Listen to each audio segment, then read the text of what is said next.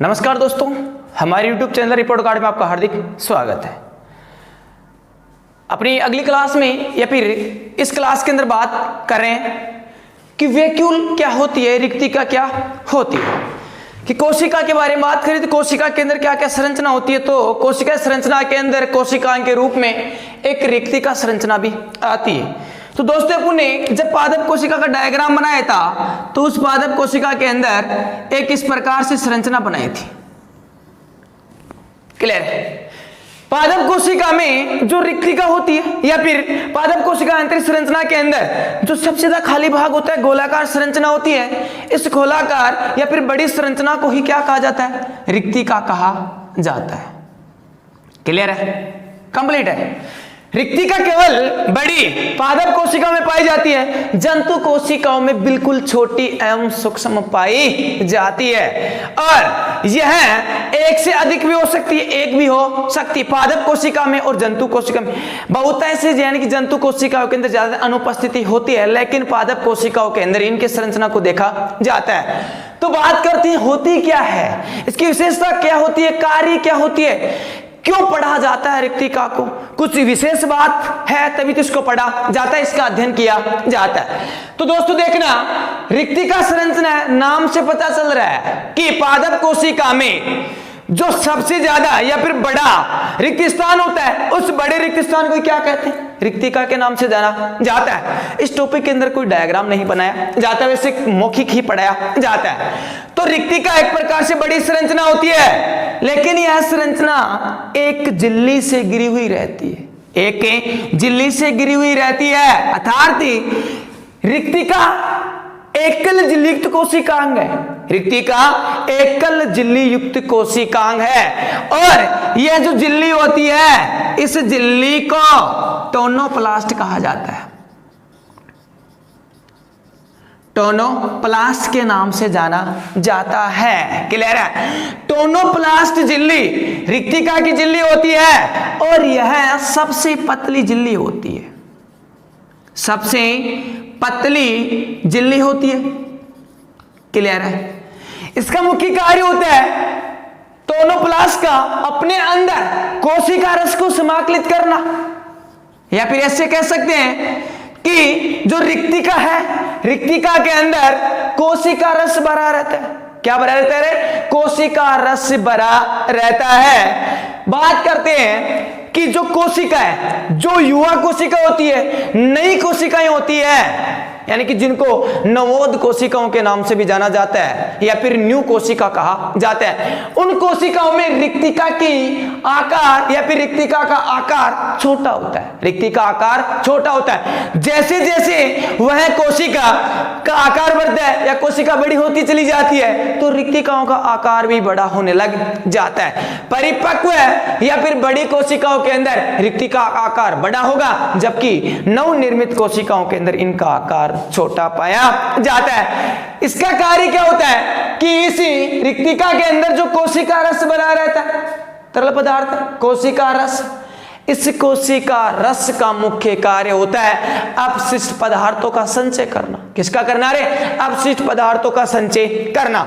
अर्थात कि अपशिष्ट पदार्थों का संचय कोशिका रस के द्वारा किया जाता है। और कोशिका रस किस में पाया जाता है? रिक्तिका में पाया जाता है। फिर बात करते हैं कि कोशिका रस है या फिर रिक्तिका है। रिक्तिका के अंदर कुछ विशेष प्रकार के पदार्थ पाए जाते हैं, जैसे कार्बनिक अम्ल है, खनिज लवण है, वर्णक पाए जाते हैं, यानी कि वर्णक पदार्थ भी पाए जाते हैं। टार्टलिक अम्ल पाया जाता है, ग्लाइकोसाइडिक अजैविक पदार्थ पाए जाते हैं, टेनिन की मात्रा पाई जाती है, एल्केलॉइड्स पाए जाते हैं, सिट्रिक अम्ल पाया जाता है, ऑक्जेलो अम्ल पाया जाता है, और इसके साथ साथ ही कुछ ग्लूकोज सुक्रोज की मात्रा भी पाई जाती है, फ्रक्टोज पाया जाता है, इंसुलिन पाया जाता है। क्लियर है? बात करते हैं कि इस कोशिका रस के अंदर कुछ विशेष प्रकार के वर्णक भी पाए जाते हैं। इन वर्णकों के कारण ही पादप संरचनाओं को अलग अलग प्रकार का रंग प्रदान किया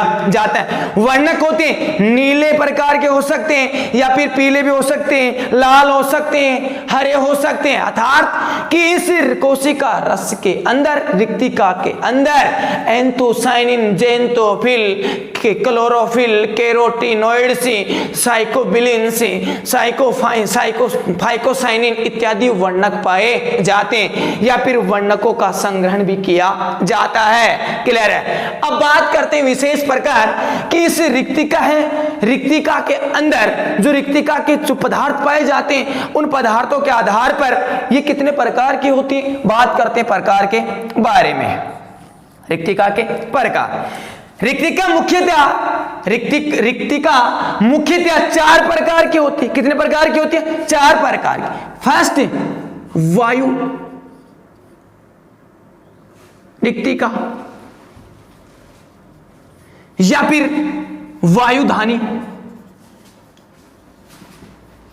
क्लियर, नाम से पता चल रहा है वायु रिक्तिका या फिर वायुदानी, अर्थात कि यह या फिर इसके अंदर केवल वायु पाई जाती है या फिर इस रिक्तिका के द्वारा गैस विनिमय का कार्य किया जाता है और यह केवल और केवल प्रोकैरियोटिक कोशिका में पाई जाती है। प्रोकैरियोट कोशिका में पाई जाती है जिसके द्वारा गैस विनिमय का कार्य किया जाता है। गैस विनिमय का कार्य किया जाता है। क्लियर है। वायु रिक्तिका, वायुदानी या फिर वायु रसधानी। रसधानी क्यों बोलते हैं? क्या पाया जाता है? कोशिका रस पाए जाने के रिक्तिका को रसधानी के नाम से जाना जाता है। ऐसी रिक्तिका जिसमें या फिर जिसके द्वारा गैसीय विनिमय का कार्य किया जाता है वायु रिक्तिका कहलाती है। दूसरा,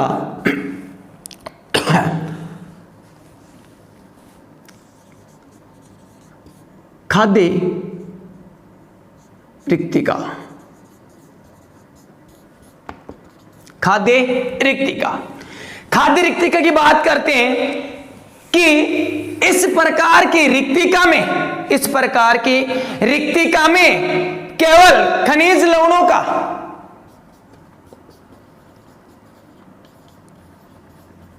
खाद्य रिक्तिका, खनिज लवणों का व भोज्य पदार्थों का संग्रहण किया जाता है या फिर भोज्य पदार्थों का खनिज लवणों का संचय का कार्य करती है, खाद्य रिक्तिका कहलाती है। भोज्य पदार्थ व खनिज लवण संचय, भोज्य पदार्थ खनिज लवण संचय के साथ साथ खाद्य रिक्तिका के द्वारा इन पदार्थों का सांद्रण भी किया जाता है। क्लियर। तीसरी आती है रसधानी।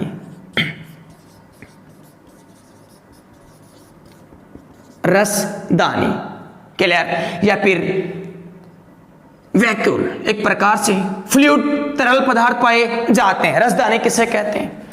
ऐसी रसधानियां जिसमें कुछ विशेष प्रकार के भोज्य पदार्थों का, खनिज पदार्थों का स्थायी समय के लिए संचय किया जाता है। क्लियर है। लेकिन जो खाद्य रिक्तिका है, इस खाद्य रिक्तिका के अंदर भोज्य पदार्थ है या फिर खाद्य पदार्थों का संग्रहण है। क्लियर है। लेकिन रसदानी में खनिज पदार्थ ज्यादातर पाए जाते हैं, लेकिन इस रसदानी में कभी भी खाद्य पदार्थ का संग्रहण नहीं पाया जाता।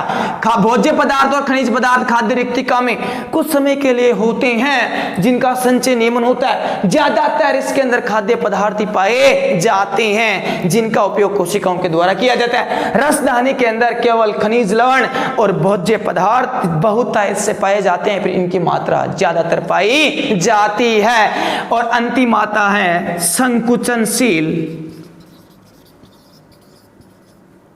रिक्तिका।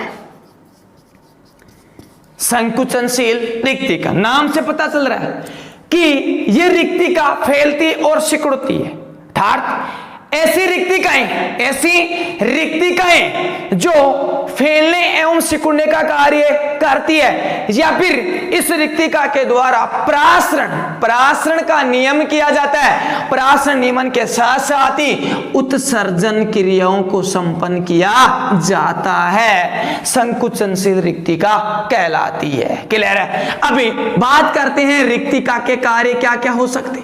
देखना, फर्स्ट खनिज पदार्थों का संचय, लवणों का संचय, भोज्य पदार्थों का संचय, खाद्य पदार्थों का संचय, प्राशन का नियमन, उत्सर्जन क्रिया, प्राशन का नियमन, प्राशन के साथ साथ ही कोशिका में पाई जाने वाली जो विसरण दाब है उसका नियमन भी, या फिर कोशिका के अंदर जो स्फीत दाब होता है उस स्फीत दाब को बनाए रखने का कार्य भी रसदानी या फिर रिक्तिका के द्वारा ही किया जाता है। उत्सर्जित पदार्थों का संचय किया जाता है। तो एक प्रकार से जो रिक्तिका होती है, रिक्तिका के द्वारा उत्सर्जन क्रिया, प्राशन नियमन क्रिया, स्फीत दाब नियमन क्रिया, खनिज लवण संचय क्रिया, भोज्य पदार्थ संचय क्रिया, खाद्य पदार्थ संचय क्रियाओं का कार्य किया जाता है। केवल रिक्तिका के बारे में ही इतने पढ़ा जाता है। अब बात करते हैं अपन, अगला टॉपिक है राइबोसोम कि राइबोसोम संरचना क्या होती है, किस प्रकार से पाई जाती है। तो बात करते हैं राइबोसोम के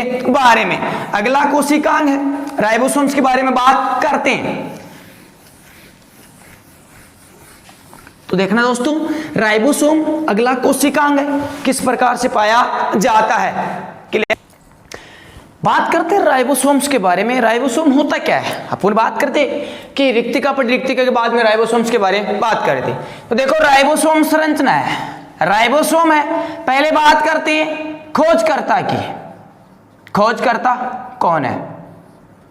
क्लियर? खोजकर्ता सबसे पहले पादप कोशिका में, सबसे पहले पादप कोशिका में राइबोसोम संरचना को रॉबिन्सन व ब्राउन ने देखा। रॉबिन्सन व ब्राउन ने किस में देखा? पादप कोशिका में। जबकि जंतु कोशिका में राइबोसोम संरचना को पेलाडे ने देखा। किसने देखा रे? पेलाडे ने देखा।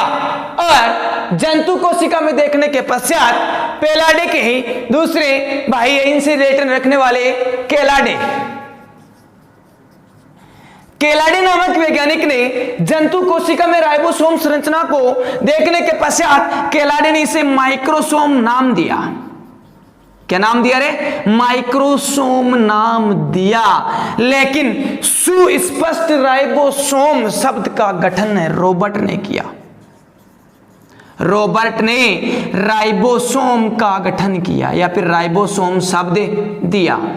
पादप कोशिका में खोजकर्ता रॉबिन्सन व ब्राउन, जंतु कोशिका में पेलाडे, केलाडे ने माइक्रोसोम कहा, रॉबर्ट ने राइबोसोम कहा। लेकिन ऐसा कहा जाता है कि केलाडे ने भी माइक्रोसोम कहने के पश्चात इसे राइबोसोम शब्द दिया था। तो राइबोसोम शब्द का निर्माण केलाडे भी हो सकता है, लेकिन खोजकर्ता जंतु कोशिका में पेलाडे और पादप कोशिका में रॉबिन्सन व ब्राउन है। और पादप का नाम था विसिया फाबा। विसिया फाबा पादप में राइबोसोम को देखा। राइबोसोम्स के अन्य नाम क्या है? अन्य नाम की बात करते हैं कि राइबोसोम जिल्ले रहित कोशिकांग है। क्या है रे? जिल्ले रहित कोशिकांग है और सबसे छोटा कोशिकांग है। कितना है? सबसे छोटा कोशिकांग, अर्थात इसे सबसे छोटा कोशिकांग कहते हैं। सबसे छोटा कोशिकांग।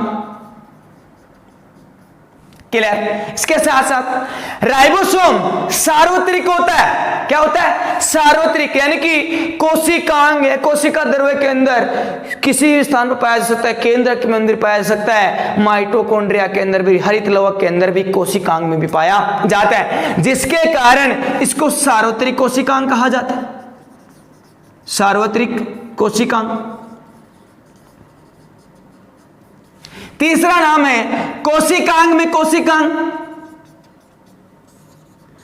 कोशिकांग में कोशिकांग अर्थात यह माइटोकॉन्ड्रिया, हरित लवक इत्यादि के अंदर भी पाया जाता है, जिसके कारण इसको कोशिकांग में कोशिकांग कहा जाता है। माइटोकॉन्ड्रिया, हरित लवक एक प्रकार से कोशिकांग है और उन कोशिकांगों के अंदर भी पाया जाता है, जिसकी वजह से राइबोसोम को कोशिकांग में कोशिकांग कहा जाता है। सभी जगह पाया जाता है, जिसके कारण से सार्वत्रिक कोशिकांग कहते हैं। सबसे छोटा कोशिकांग होता है, इस कारण इसको सबसे छोटा कोशिकांग कहा जाता है। फिर बात करते हैं कि राइबोसोम को प्रोटीन की फैक्ट्री भी कहा जाता है।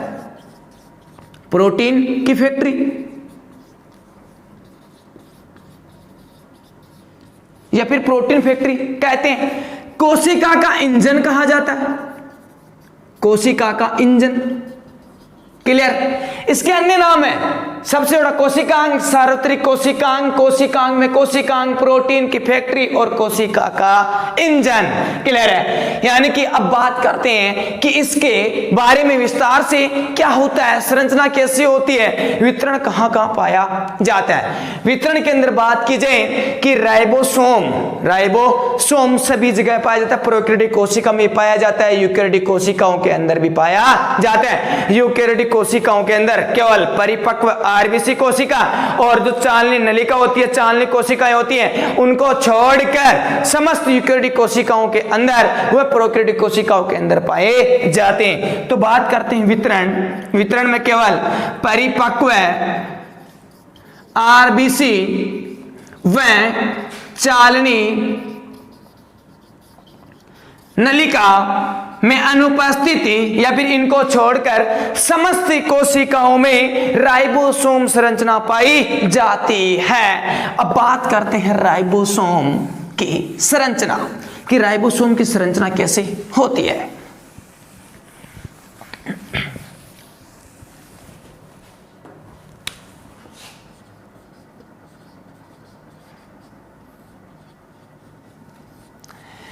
राइबोसोम संरचना झिल्ली रहित संरचना होती है, यानी कि झिल्ली रहित कोशिकांग होता है। कैसा होता है रे? झिल्ली रहित कोशिकांग होता है और गोलाकार रूप में पाए जाते हैं। किस रूप में? गोलाकार रूप में पाए जाते हैं। पादप कोशिका, जंतु कोशिकाओं में इनका एक प्रकार से आकार अलग हो सकता है। संरचना की बात करें, संरचना होती है या फिर इसकी संरचना का निर्माण या फिर जिसको रासायनिक संगठन भी कह सकते हैं, रासायनिक संगठन की बात करें या फिर राइबोसोम की बात करें, राइबोसोम प्रोटीन व आरआरएनए से निर्मित होते हैं। प्रोटीन व आरआरएनए से निर्मित होते हैं। प्रोटीन 60% पाए जाते हैं, जबकि आरआरएनए होता है 40% पाया जाता है। और राइबोसोम संरचना होती है वह 2 उप इकाइयों से मिलकर बनी होती है। 2 उप इकाइयों से मिलकर बनी होती है। बात करते हैं इसके बारे में कि प्रोटीन का कार्य या फिर प्रोटीन है, आरआरएनए है, किस प्रकार से पाए जाते हैं, इनकी आकृति किस प्रकार से पाई जाती है। सबसे छोटा कोशिकांग है, क्या है रे? सबसे छोटा कोशिकांग है। संरचना के अंदर मुख्यतः बात की जाए तो यह एक प्रकार से या फिर इसकी संख्या होती है, इनका आकार होता है, यह 150 एंगस्ट्रोम तक होता है। कितना होता है? 150 एंगस्ट्रोम तक इनका आकार पाया जाता है। क्लियर है। अब बात करते हैं राइबोसोम के प्रकार।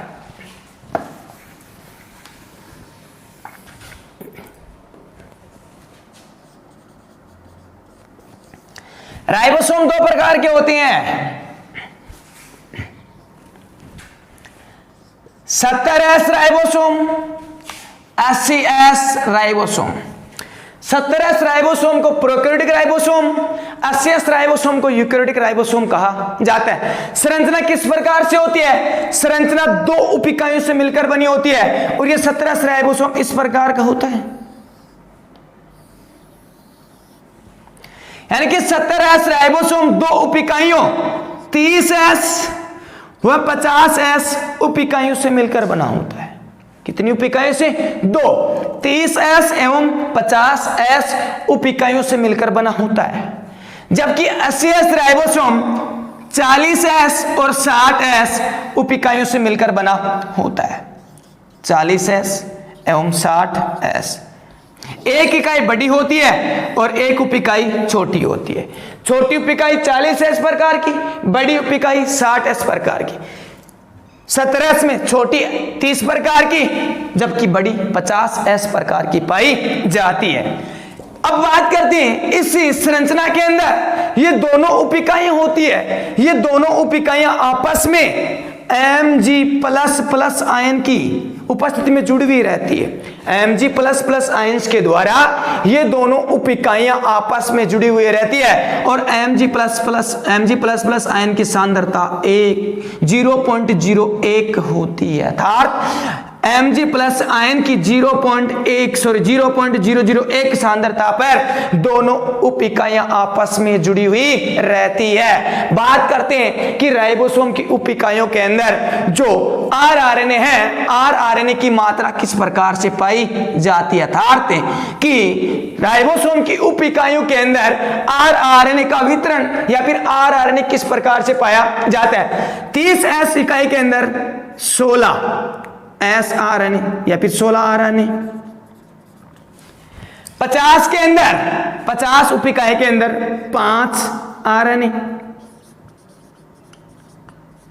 एवं 23 rRNA। RNA इस प्रकार से विभक्त रहता है या फिर इस प्रकार से पाया जाता है। 40S के अंदर एक प्रकार से 16 rRNA। 16 के अलावा कुछ उप इकाइयों के अंदर 18 rRNA भी पाया जाता है। 60S बड़ी उप इकाई के अंदर जो rRNA है वह 5 rRNA, 5.8 rRNA, 28 rRNA के रूप में पाया जाता है। अर्थात rRNA के द्वारा या फिर rRNA का संगठन इस प्रकार से उप इकाइयों के अंदर विभक्त रहता है। दोनों उप इकाइयां Mg++ आयन की सांद्रता में जुड़ी हुई रहती है। जैसे ये सांद्रता 0.01 हो जाती है, जैसे ही यह सांद्रता 0.01 हो जाती है तो राइबोसोम की उप इकाइयां डाइमर्स का निर्माण कर लेती है और इस प्रकार की संरचना का निर्माण कर लेती है। इस संरचना को डाइमर कहा जाता है, जो अक्रिय अवस्था होती है। यानी कि इस अवस्था के द्वारा, इस डाइमर के द्वारा प्रोटीन संश्लेषण का कार्य नहीं किया जाता, जो निष्क्रिय होती है। कब बनती है? Mg++ आयन की सांद्रता 0.01 होने पर, लेकिन प्राकृतिक तरीके से यह 0.01 सांद्रता पर जुड़े रहते हैं। और जो राइबोसोम्स होते हैं, राइबोसोम से mRNA पर एक साथ बहुत से पाए जाते हैं, जिसके कारण इन संरचनाओं को पॉलीराइबोसोम कहा जाता है। पॉलीराइबोसोम कहा जाता है। क्लियर है? अर्थात राइबोसोम की एकल इकाई कभी भी सिंगल रूप में नहीं पाई जाती, यह समूह के रूप में पाई जाती है mRNA पर, जिसके कारण इसको पॉलीराइबोसोम कहा जाता है। पॉलीराइबोसोम के उपस्थित होने के कारण इसके द्वारा प्रोटीन संश्लेषण का कार्य बहुतायत से किया जाता है। बात की जाती है कार्य सिद्धि से पता है कि पॉलीराइबोसोम संरचना राइबोसोम के रूप में उपस्थित है, एक से अधिक है तो प्रोटीन संश्लेषण का कार्य किया जाता है। प्रोटीन संश्लेषण कार्य करने का इसे प्रोटीन की फैक्ट्री कहा जाता है। इसके साथ साथ ही राइबोसोम्स के द्वारा जो mRNA होता है उस mRNA को न्यूक्लियस एंजाइम से सुरक्षा प्रदान करने का कार्य किया जाता है। ये आपका राइबोसोम कोशिका कंप्लीट है। अभी क्लास के अंदर या फिर आज की क्लास के अंदर इतना ही, बाकी अगली क्लास में बात करते हैं। Okay, thank you all of you.